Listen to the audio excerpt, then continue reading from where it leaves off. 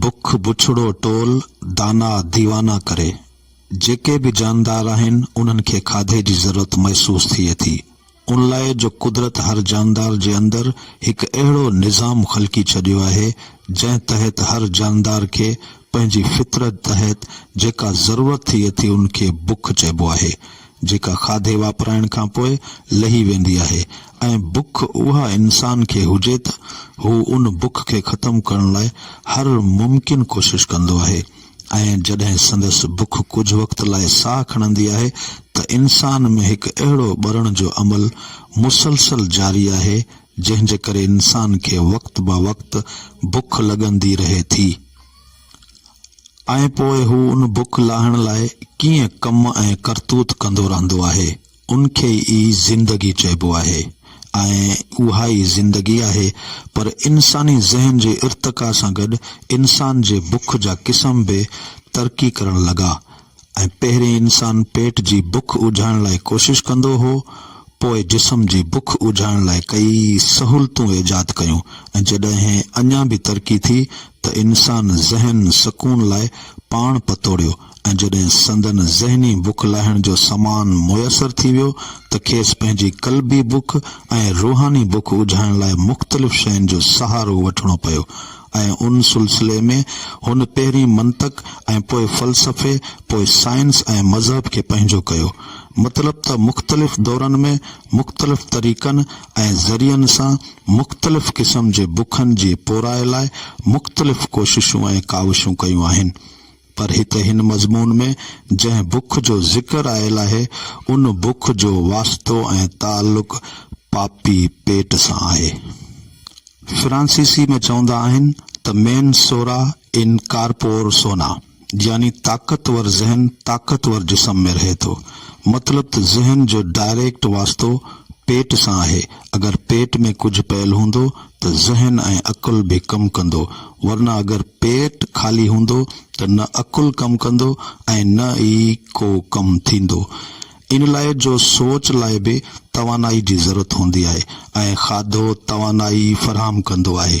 ऐं जॾहिं पेट खाली हूंदो त सोचण बि ॾुखियो पियो लॻंदो। उन लाइ जो बुख वॻे पेट में पए पुलिस डोड़ंदी, पेट में गुड़ हूंदी त ज़हन में अजाया पिया गुमान पैदा थींदा। ऐं जॾहिं पेट में बुख जे करे सूर ऐं दर्द थियण लॻे त लिंग लिंग धड़कण लॻंदो आहे। हथ पेर बाहूं टंगूं एतिरे क़दर जो अकल बि पियो खड़कंदो आहे। ऐं इहो ई सबबु आहे जो बुख जा अगर पेट में वढ हूंदा अचो मौत जो भउ थिए। ऐं जॾहिं मौत जो डपु हावी थी वञे त इंसान उन बुख खे शिकस्त ॾियण लाइ सभु कुझु बि करण ते राज़ी थी वेंदो आहे ऐं ख़ासि अकुल बि मोकिलाई वेंदो आहे। ऐं पोइ त अलाए छा छा पियो सोचींदो आहे। अगर इहा बुख वरी जे कंहिं दाना खे लॻे त पोइ त बस फुल स्टॉप। केॾां वियो अकुल, केॾां वई दानाई। बस बुख ऐं दीवानगी ईअं आहिनि जीअं सेहरा ऐं प्यास, आग ऐं तपश वग़ैरह। बुख अहिड़ी त बुछड़ी चीज़ आहे जो उहा इंसान मां दानाई जूं सभु हसूं साड़े छॾे इंसान अलाए छा छा करण ते मजबूर थियो वञे। शाम जो जॾहिं सिज पंहिंजा पाछा हिन ज़मीन तां खणे थो ऐं ऊंधाई जे कारी चादर धरती ते विछाए थो त उन वेले जॾहिं घर घर में दूहों दुखंदी आहे त चुल्ह गरम थींदी आहे। लज़ीज़ लज़ीज़ खाधा तयारु थींदा आहिनि। खाधनि जी ख़ुशबू साहनि में समाइजी वेंदी आहे। हर तरफ़ जॾहिं नंढनि वॾनि खे यकीन हुजे त उन्हनि लाइ खाधो तयारु हूंदो। बिल्कुल उन अहिड़े अजब लम्हनि में जॾहिं कंहिं झूपड़ी या भगल घर मां कंहिं ॿारड़े जूं कीहूं ऐं दाहूं, सुस्कियूं ऐं सुरका हिन आकाश जे बुर्ज लर्ज़ाइनि था त हर तरफ़ अजब समा महसूस थींदो आहे। बुख हुन उभम ॿारड़े खे एतिरो त पीड़ींदी आहे जो संदसि माउ पीउ हर कम करण लाइ तयारु थी वेंदा आहिनि। उते ई अकुल जूं सरहदूं ख़तम थियनि थियूं जितां बुख जूं सरहदूं शुरू थियनि थियूं। बुख बुछड़ी अहिड़ी त अजब इसरार चीज़ आहे जो शरीफ़नि जे चोगन जा बखिया उॾाड़ियो छॾे, दानाउनि जी दानाई नादानी में बदिलायो छॾे, पोइ होश खां कोरो ऐं वांझल माण्हू न हिन जहान जो न हुन जहान जो।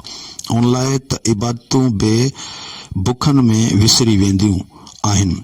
इहो ई सबबु आहे जो चवंदा आहिनि त खाधो ईमान आहे ऐं बुख कुफर आहे।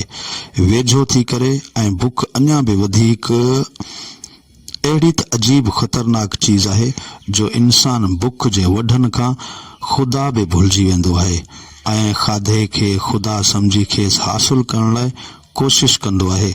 बेशक बुख इंसान खे एतिरो त मजबूर कंदड़ शइ आहे जो इंसान इंसानियत जे मक़ाम तां लही हैवानियत जे हदनि में काही पवंदो आहे ऐं जॾहिं इंसान इंसानियत जे मेराज तां किरी हैवानियत जे सत्यनि में अची पवे त दानाई बि अची दंग थी पवे। बुख अहिड़ी त बुछड़ी चीज़ आहे जो ॿुधो अथऊं जॾहिं कंहिं मुल्क में ॾुकार ईंदो आहे त खाधे पीते जी शयुनि जी एतिरी त तंगी थी वेंदी आहे जो माण्हू खां पियो मुंहुं लिकाईंदो आहे त मथां को घुरी न वठे। पर जॾहिं ॾुकार अञा बि वधीक हैबतनाक थी वेंदो आहे त ज़मीन ते जानवर मरण लॻंदा आहिनि ऐं आसमान में गिजूं उॾामण लॻंदियूं आहिनि ऐं माण्हू जे मांस में अखियूं विझण शुरू करे छॾींदो आहे ऐं नेठि जॾहिं ॾुकार ॾेह ॾकाए छॾींदो आहे त इंसान जेको अक़ल ऐं दानाई जे करे अशरफुल मखलूकात सॼो वियो आहे, जानवरनि जियां हिक ॿिए सां विढ़ण लॻंदो आहे ऐं मांस त मांस रत बि चूसण खां पोइ न हटंदो आहे। मतलब त बुख मंझांस हर क़िस्म जी शनाख्त ख़त्म करे छॾींदी आहे ऐं बेशक बुख बुछड़ो टोल दाना दीवाना करे। चवंदा आहिनि त बुख इंसान खे अंधो करे विझंदी आहे। उन लाइ जो बुख जॾहिं पाह करे छॾींदी आहे त समूरी संसार वारी महसूस थींदी आहे ऐं हर अक्स धुंधलो नज़र ईंदो आहे ऐं जॾहिं हर चीज़ ऊंधाई महसूस थिए त इंसान जा ख्वाब बि अजनबी बणिजी वेंदा आहिनि ऐं पोइ अहिड़े अजनबी रस्तनि जो मुसाफ़िर आख़िर में दानाई बि विञाए वेंदो आहे, छो त हू अवल बुनियादी ज़रूरतनि खां महरूम हूंदो आहे ऐं दानाई जा तजुर्बा सोसाइटियूं किथां आणींदो। बुख अहिड़ी त बुछड़ी आहे जो हिन निमाणनि नेणनि कीअं अहिड़ा मुहज़ब अख़लाक वारा आदाब ऐं इतवार जा मुहाफ़िज़ ॾिठा आहिनि जिन खे बुख जे हिक पीढ़ ऐं दब मुहज़बनि मां मज़हम बनाए छॾियो। केॾांहुं विया अख़लाक, केॾांहुं विया आदाब ऐं इतवार, केॾांहुं वई दानाई। मतलब त बुख मंझांस हर मुहज़ब आदत रोड़े खर्ची कढी फिटो करे छॾींदी आहे।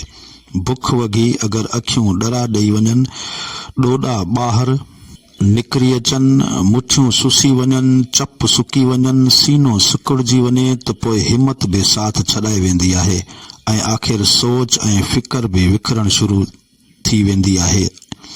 जदीद इमारतूं रुगो बगदाद जो खून नज़र ईंदियूं आहिनि, हिर्स जी वबा नज़र ईंदियूं आहिनि, इनफरादियत जो जमूद नज़र ईंदियूं आहिनि, सभु कुझु भगल टुटल नज़र ईंदियूं आहिनि।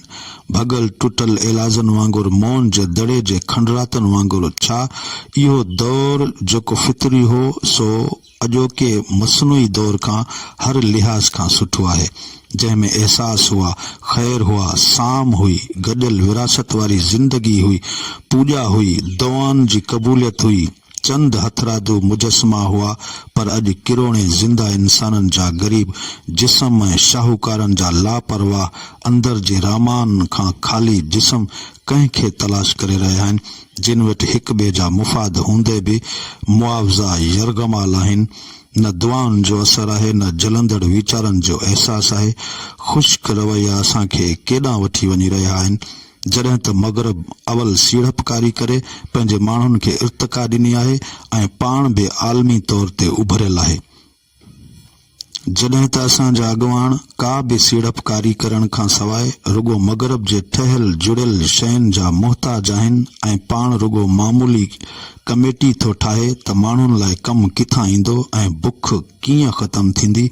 छा माण्हू पंहिंजा रुख ख़ुदि बदिलाए करे जदीद लाड़े खे अपनाए पंहिंजी बुख दूर करे सघे थो, या मफ़ाद खोरनि जी हुशी बाज़ीअ जे वर चढ़ी बुख सां हमेशा जो ठाह करे छॾींदो। बेशक बुख हर चीज़ खां बुछड़ी आहे। बकौल शेख सादी त